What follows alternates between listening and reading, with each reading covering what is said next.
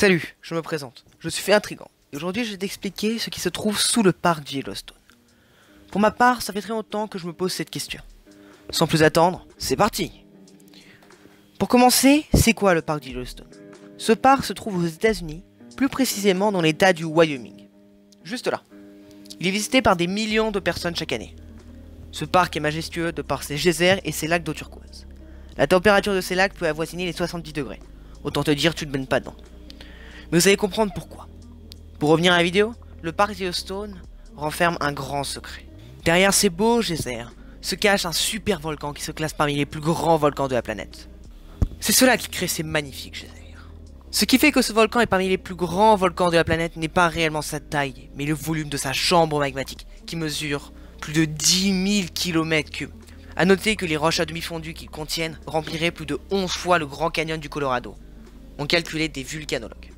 Quelque chose qui inquiète plus les scientifiques, c'est la découverte en 2015 d'un réservoir situé en dessous de la chambre magmatique, et qui mesure, quant à lui, plus de 48 000 km3. Pour prévenir la découverte de ce réservoir n'augmente pas la probabilité d'une éruption, qui reste faible. Quand je parle d'éruption, je parle bien sûr d'éruption cataclysmique. Si une éruption survenait, cela pourrait laisser les 2/3 des États-Unis complètement inhabitables, ce qui entraînerait la mort de centaines de millions d'Américains et recouvrirait la Terre d'un épais nuage de poussière pendant 10 à 15 ans. En fait, ce nuage recouvrirait la Terre pendant 10 à 15 ans parce que les poussières situées dans l'atmosphère mettraient du temps à redescendre, ce qui causerait du coup un dérèglement climatique monstrueux. La Terre se refroidirait de plusieurs degrés, la température moyenne de la Terre étant de 20 degrés à l'heure actuelle. Si l'éruption survenait, elle chuterait à 10 degrés. Les 3 précédentes éruptions ont eu lieu il y a 640 000 ans, 1,2 million d'années et 2 millions d'années respectivement. Ce qu'il faut aussi comprendre, c'est que tous les volcans ont des cycles éruptifs. Or pour le Yellowstone, c'est tous les 600 000 ans qu'une super éruption doit avoir lieu. Cela peut faire peur, car la dernière éruption a eu lieu il y a plus de 640 000 ans. Autant vous dire que la prochaine éruption, ou celle d'après, risquerait d'être cataclysmique. La question que l'on peut se poser, dans combien de temps va-t-il entrer en éruption? Demain? Dans un an? Dans 20 ans? Heureusement, la NASA étudie des solutions pour refroidir le volcan.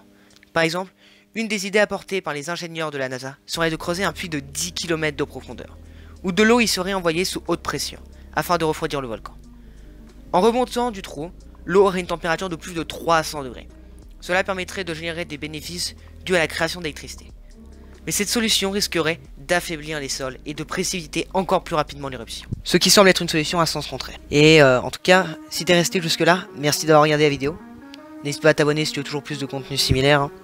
Active la cloche de notification si ça t'a fait plaisir. Et n'hésite pas à mettre le petit pouce bleu parce que ça soutient la chaîne. Et puis salut les amis, c'était Fait Intrigant. À la prochaine.